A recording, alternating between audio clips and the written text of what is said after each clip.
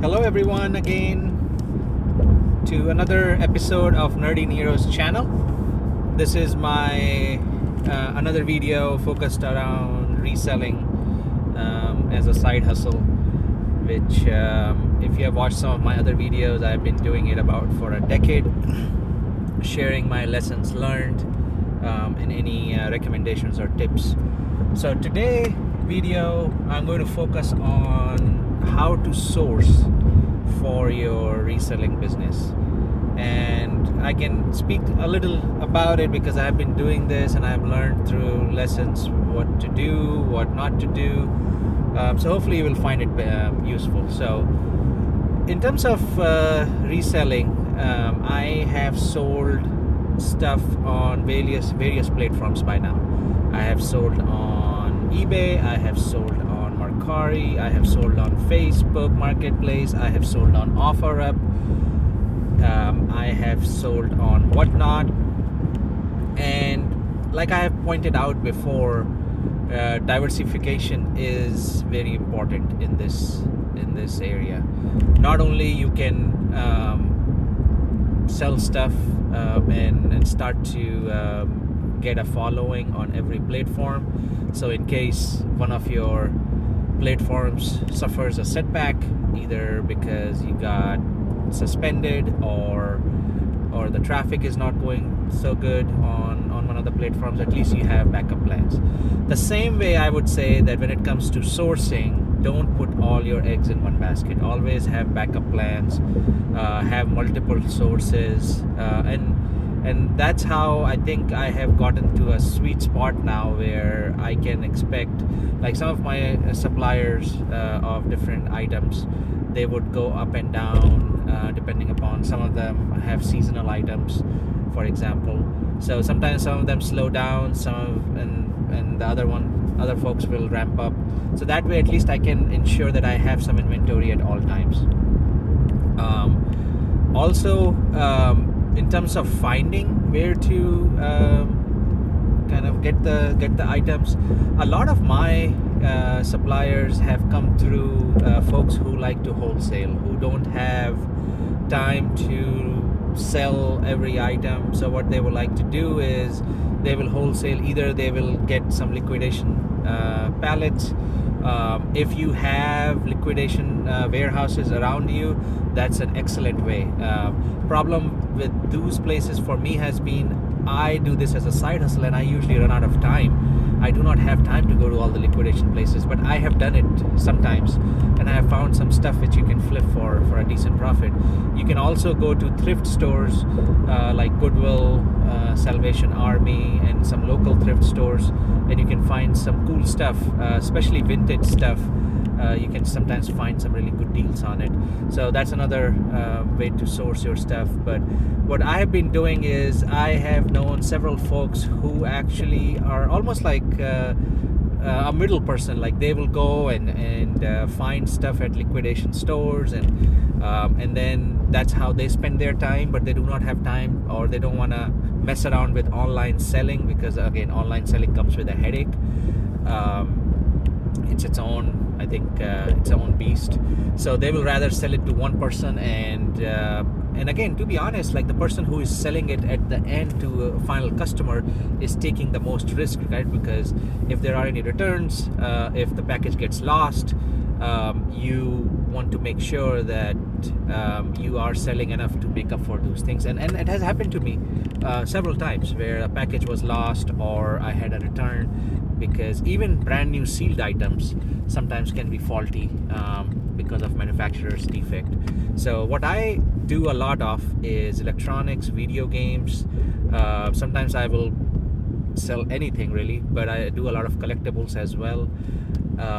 So yeah, sourcing for electronics and video games have been through finding folks through other apps who are actually selling it wholesale and making that contact with them, setting up that relationship.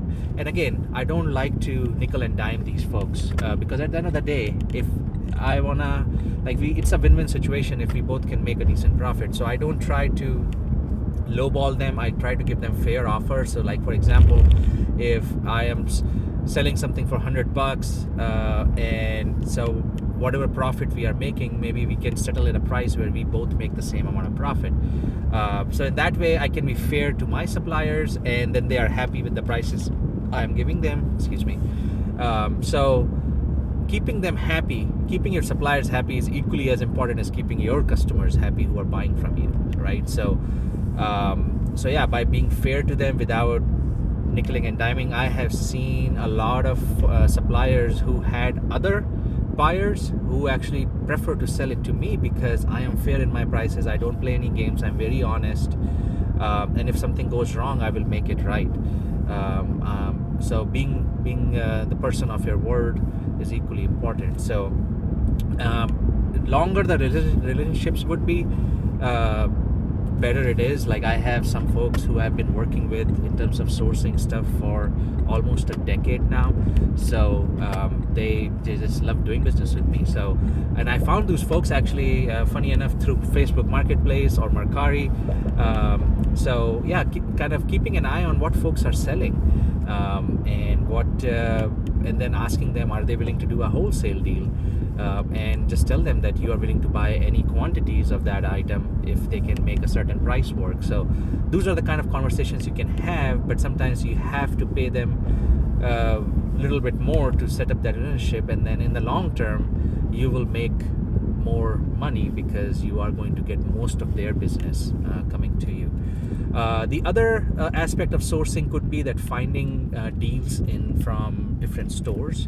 So there are several websites I use. One of them is a place called Slick Deals. You can find quite a bit of deals on different items, and sometimes I have found stuff which can make profit on reselling through there.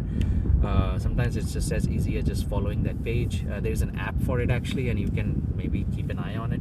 The other one I've used before is called BrickSeek, where they will, it's kind of a not always accurate, but I have found some deals with BrickSeek. I found some televisions, I found some Nintendo Joy-Cons, for example, for really cheap, and it was because if you go to a store, they will be advertised at a certain price, but if you take it to scanning, they will ring cheaper, but you won't know that unless you go and scan it.